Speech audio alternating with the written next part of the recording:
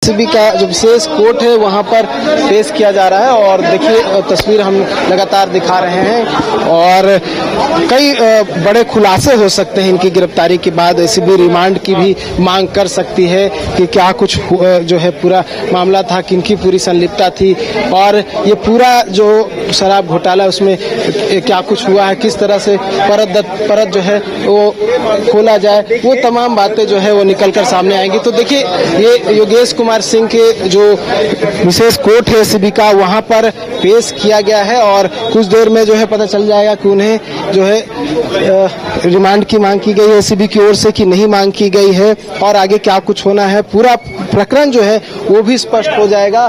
तो ये योगेश कुमार सिंह की अदालत है और ये एजेसी है, एजेसी 8 है, कम स्पेशल कोर्ट है एसीबी की, उनके अदालत में पेश किया गया है और सीधी तस्वीर आप देख सकते हैं रांची के लोअर कोर्ट के एसीबी की विशेष अदालत से जहां पर उन्हें पेश किया गया है और पेश करके अब जो है अगर बात करें तो तमाम प्रक्रिया जो है वो होगी, दोनों ओर से बातें रखी जाएगी। अगर बात करें जो विनय चौबे की बात कर ले तो विनय चौबे की ओर से बातें रखी जाएगी कि क्या कुछ जो है उनकी तरफ से आधार है, क्या कुछ जो है वो अपोज करने के लिए उनके पास है। और अगर बात करें एसीबी की तो एसीबी की ओर से भी तमाम आधार रखे जाएंगे कि किस आधार पे उनकी गिरफ्तारी हुई, क्या कुछ वैसे पॉइंट्स है जो इनकी गिरफ्तारी का बड़ा कारण बना है। ये तमाम बातें जो है कोर्ट में बताई जाएंगी और क्योंकि शराब घोटाले से संबंधित पूरा मामला बताया जा रहा है तो एक एक बिंदु जो है वो रखा जाएगा क्योंकि कोर्ट में गिरफ्तारी को लेकर जो तमाम तथ्य रखे जाते हैं, बाकायदा पेपर तैयार किया जाता है, उन पेपर में तमाम चीजों का जिक्र होता है कि क्या आधार था, इनकी क्या संलिप्तता थी और घोटाला हुआ है तो कितने करोड़ का घोटाला हुआ है, किस तरह से रिमांड की भी मांग कर सकती है। कितने दिनों की रिमांड की मांग एसीबी कर सकती है?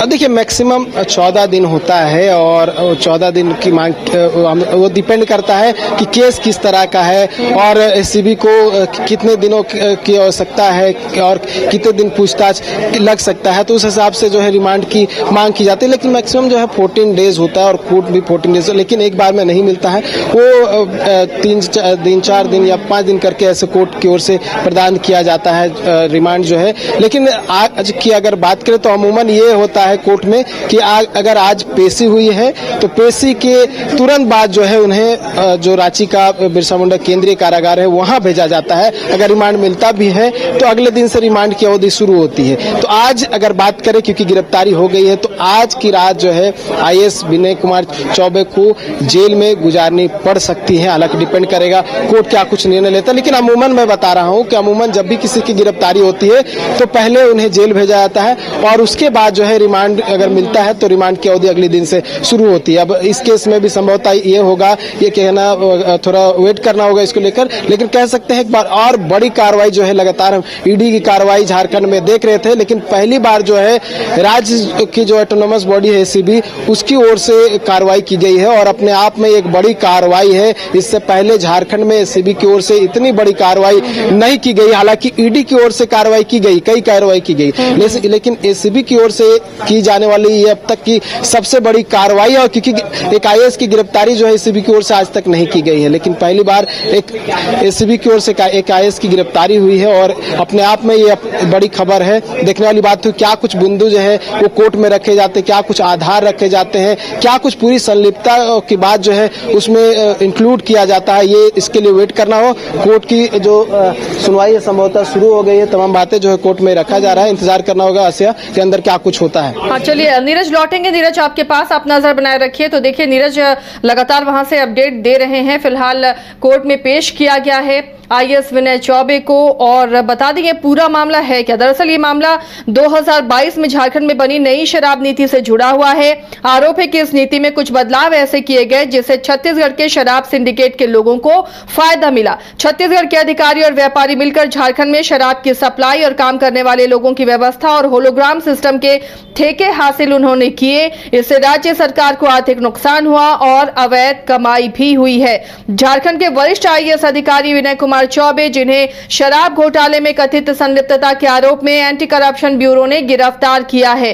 वे फिलहाल पंचायती राज विभाग में प्रधान सचिव हैं और इससे पहले वो झारखंड के उत्पाद विभाग के सचिव भी रह चुके हैं। आज एसीबी की टीम ने उन्हें उठाया, उनसे पूछताछ की और फिर उन्हें गिरफ्तार कर लिया गया। फिलहाल एसीबी की विशेष अदालत में उन्हें पेश किया गया है, जहां पर जज के सामने वो पेश हुए हैं, हाजिर हुए। अब एसीबी कितने दिनों की रिमांड की मांग करती है, लेकिन फिलहाल रिमांड की अवधि अगर कल से शुरू होती है तो आज की रात विनय चौबे को बिरसा मुंडा केंद्रीय कारा में गुजारना पड़ेगा, यानी आज होटवार जेल में विनय चौबे की रात कटेगी। झारखंड ऐसा राज्य बन गया है जहां लगातार आईएएस अधिकारी करप्शन के मामले में घिरते और फंसते हुए नजर आ रहे हैं। पहले ईडी का मामला सुर्खियों में रहता था, ईडी लगातार अपनी कार्रवाई कर रही थी और यहाँ के मुख्यमंत्री पर भी शिकंजा कसा था। उस वक्त मुख्यमंत्री हेमंत सोरेन जब थे तब ईडी की तरफ से उन्हें गिरफ्तार भी किया गया था।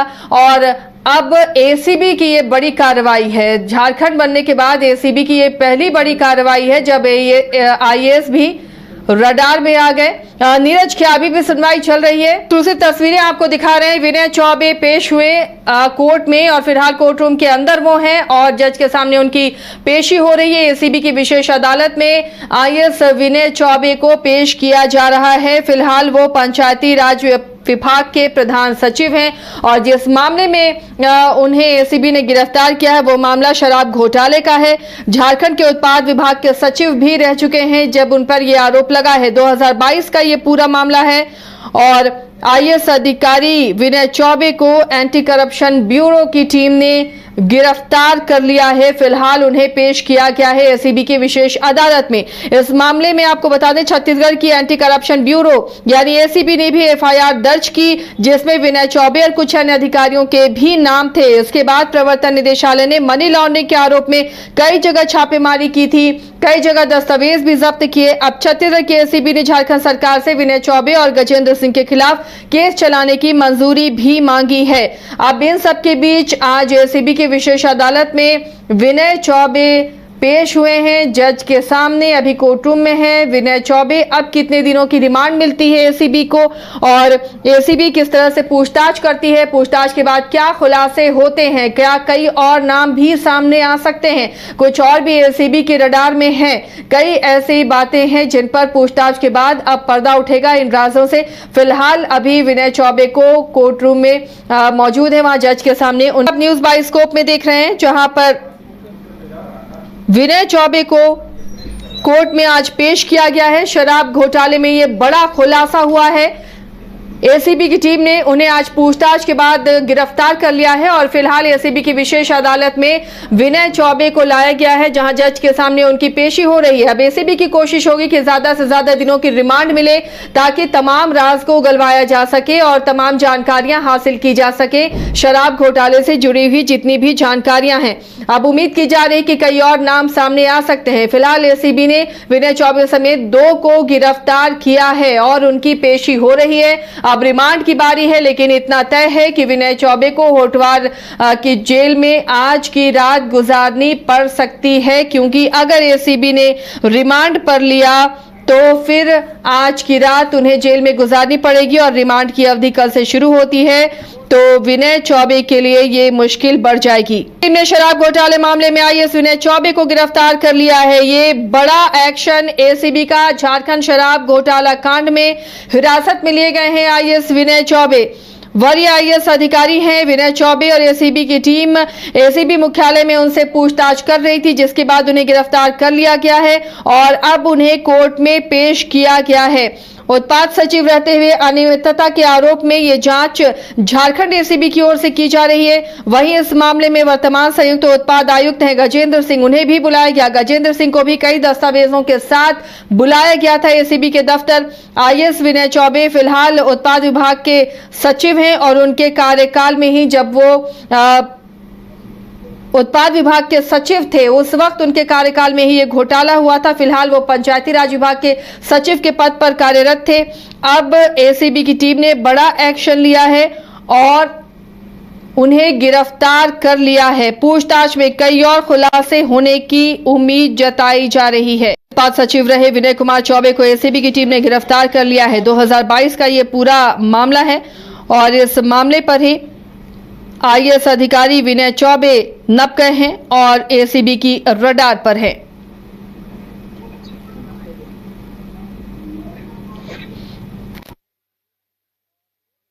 छह घंटे की पूछताछ के बाद एसीबी ने उन्हें अरेस्ट कर लिया है। शराब घोटाले मामले में ये जांच चल रही थी और आईएएस अधिकारी विनय चौबे अब एसीबी की गिरफ्त में हैं। 6 घंटे एसीबी की टीम ने पूछताछ की और पूछताछ के दौरान ही मेडिकल टीम को भी बुलाया गया था और उनकी मेडिकल जांच भी की गई कि उनकी अभी मेडिकल स्थिति क्या है और उसके बाद उन्हें गिरफ्तार कर लिया गया है और एसीबी की विशेष कोर्ट में उन्हें पेश किया गया है। फिलहाल जज के सामने हैं विनय कुमार चौबे और एसीबी की टीम अब रिमांड पर बातचीत करेगी। उनके विनय कुमार चौबे की रिमांड लेने की इजाजत मांगी जाएगी। यह पूरा मामला 31 मार्च 2022 में जो लागू हुई थी नई शराब नीति उससे जुड़ा हुआ है और उस दौरान उत्पाद विभाग के ही सचिव थे विनय कुमार चौबे, इसलिए इस पूरे घोटाले में वो आरोपी बनाए गए हैं। इस दौरान शराब नीति में बदलाव की बात चल रही थी, तब उन्होंने शराब नीति बदलने के लिए छत्तीसगढ़ के अधिकारियों से बातचीत भी की थी। बताया जा रहा है कि यह बातचीत जनवरी 2022 में रायपुर में की गई थी और इसके बाद ही मार्च में नई शराब नीति लागू हुई थी, यानी पूरी सेटिंग हुई थी कैसे शराब नीति से फायदा उठाया जा सकता है और इसमें राज्य को आर्थिक नुकसान हुआ था, राजस्व का नुकसान हुआ था और कई अधिकारी जो इस घोटाले में शामिल थे वो मालामाल हुए थे। हालांकि खबरों के मुताबिक नई शराब नीति लागू होने के 2 साल बाद तक छत्तीसगढ़ सिंडिकेट झारखंड में एक्टिव रहा। इस दौरान नकली होलोग्राम अवैध शराब की सप्लाई कर झारखंड सरकार को करोड़ों की क्षति भी पहुंचाई गई है। इस कथित घोटाले को लेकर पहले ही पूर्व उत्पाद सचिव विनय कुमार चौबे और उत्पाद विभाग के संयुक्त आयुक्त गजेंद्र सिंह के कई ठिकानों पर ईडी की टीम छापेमारी कर चुकी है। तब सभी अधिकारियों के आईफोन और अन्य दस्तावेजों को भी ईडी ने जब्त किया था। आपको बता दें कि छत्तीसगढ़ शराब घोटाले से भी कनेक्शन की बात सामने आ रही है। 2019 से 2022 के बीच छत्तीसगढ़ में शराब घोटाला हुआ था और इसमें छत्तीसगढ़ के तत्कालीन वाणिज्य और उद्योग विभाग के सचिव थे अनिल टूटेजा, छत्तीसगढ़ राज्य मार्केटिंग कॉर्पोरेशन लिमिटेड के तत्कालीन प्रबंध निदेशक अरुणपति त्रिपाठी, रायपुर के बैरन बाजार निवासी अनवर ढेबर और उनके सिंडिकेट को आरोपी बनाया गया था। इसी दौरान झारखंड में नई शराब नीति को लेकर बात चल रही थी। छत्तीसगढ़ में हुए शराब घोटाले को लेकर रांची के अरगोड़ा के रहने वाले विकास सिंह ने केस किया था। इन्होंने आरोप लगाया था कि झारखंड की नई शराब नीति में उन्हीं लोगों के हाथ में है जिन पर छत्तीसगढ़ में शराब घोटाले करने का आरोप है और इन्हीं आरोपों को आधार बनाकर झारखंड एसीबी पैरेलल जांच कर रही थी और इसी क्रम में विनय चौबे को आरोपी बनाते हुए आज पूछताछ भी की गई और जिसके बाद उन्हें गिरफ्तार किया गया। अपील करेगी और पूछताछ इस मामले में होगी। ये पूरा मामला छत्तीसगढ़ शराब घोटाले के बाद सुर्खियों में आया और जो छत्तीसगढ़ शराब घोटाले के जितने भी आरोपी थे, जब यहां से केस किया गया, विकास सिंह ने इसे केस किया गया कि इस झारखंड में जो नई शराब नीति लागू हुई है ये वही लोग एक्टिव हैं जो छत्तीसगढ़ शराब घोटाले के आरोपी थे और उसके बाद से झारखंड एसीबी की टीम इसमें जांच कर रही थी और इसी मामले में विनय चौबे को आज पूछताछ के लिए एसीबी की टीम ने पूछताछ कर रही थी और पूछताछ के बाद विनय चौबे को गिरफ्तार कर लिया गया है। लगभग एसीबी की टीम ने 6 घंटे तक विनय चौबे से पूछताछ की है और पूछताछ के दौरान ही मेडिकल टीम को भी बुला लिया गया था। मेडिकल की टीम ने उनके स्वास्थ्य की जांच की और उसके बाद उन्हें गिरफ्तार कर अब कोर्ट में पेश किया गया है।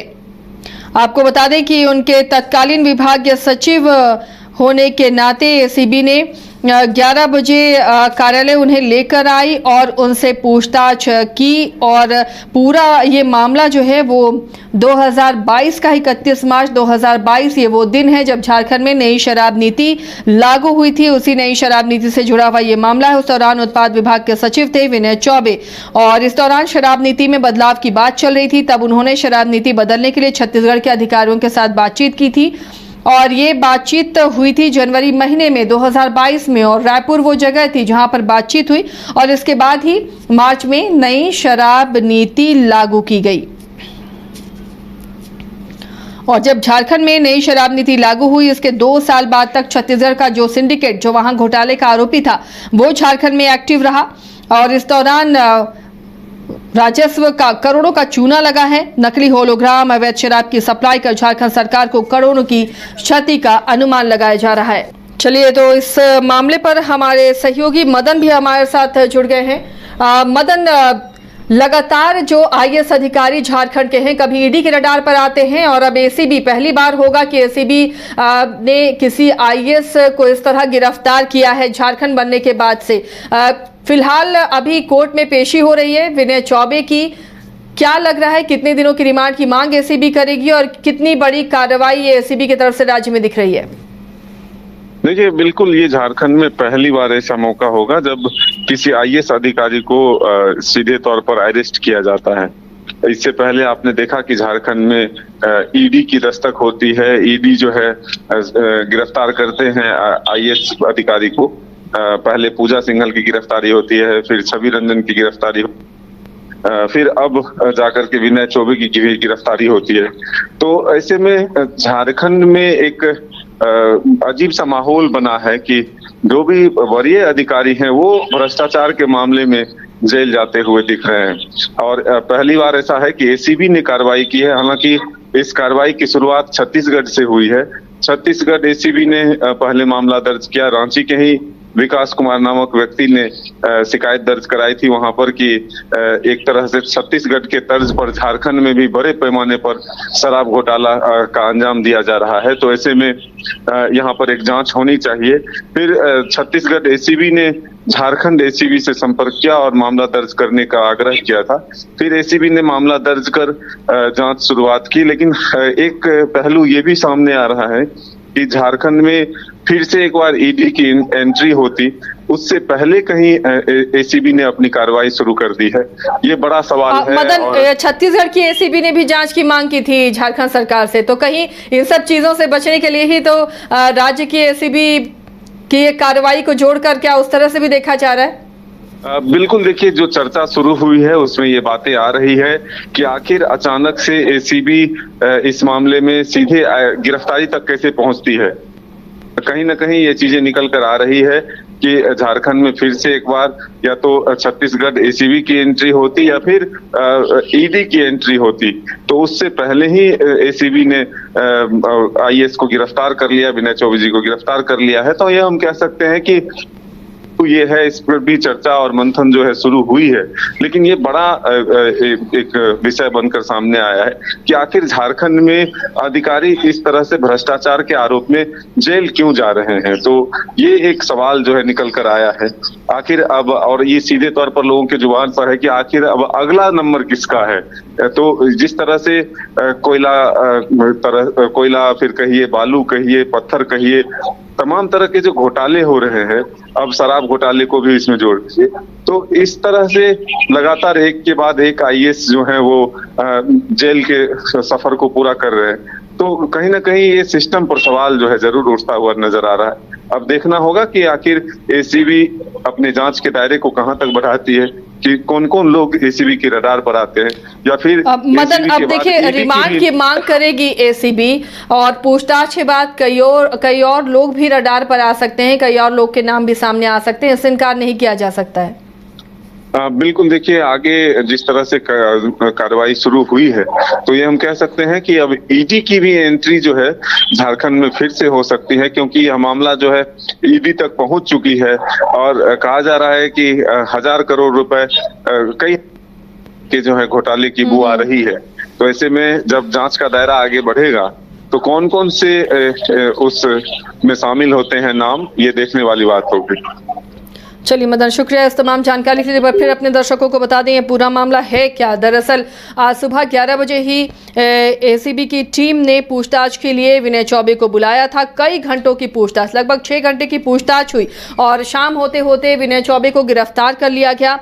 गिरफ्तारी के बाद उन्हें अब जेल भी शिफ्ट किया जाएगा। इससे पहले कोर्ट में पेश किया गया है और पूछताछ के दौरान ही मेडिकल टीम को भी बुलाया गया। मेडिकल टीम ने विनय चौबे के स्वास्थ्य की जांच की और उसके बाद उन्हें गिरफ्तार करके कोर्ट में पेश किया गया है। एसीबी की विशेष अदालत में विनय चौबे की अभी फिलहाल पेशी चल रही है और उसके बाद उन्हें जेल भेजा जाएगा। मेडिकल जांच में पूरी तरह से फिट घोषित किया गया विनय चौबे को और उसके बाद गिरफ्तारी की प्रक्रिया पूरी की गई। ये पूरा मामला जो है उसे समझने की कोशिश कीजिए। 2022 की नई शराब नीति से जुड़ा हुआ ये मामला है। ये मामला झारखंड में 2022 में जो नई शराब नीति लागू हुई थी, आरोप है कि इस नीति में कुछ बदलाव ऐसे किए गए जिससे छत्तीसगढ़ के शराब सिंडिकेट को बहुत ज्यादा फायदा हुआ है। बताया जा रहा है कि छत्तीसगढ़ के अधिकारियों और व्यापारियों ने मिलकर झारखंड में शराब की सप्लाई का ठेका, कामगारों की भी व्यवस्था, होलोग्राम सिस्टम का ठेका भी हासिल किया और इस तरह से पूरी प्रक्रिया में सरकारी राजस्व को बड़ा नुकसान हुआ और अधिकारियों ने, इस सिंडिकेट ने अवैध कमाई की। राज्य को चूना लगाकर, राज्य के राजस्व को चूना लगाकर इन अधिकारियों और सिंडिकेट ने बड़ा फायदा कमाया है। और एसीबी और ईडी की कार्रवाई कैसे कैसे कब कब हुई वो भी आपको बताते हैं।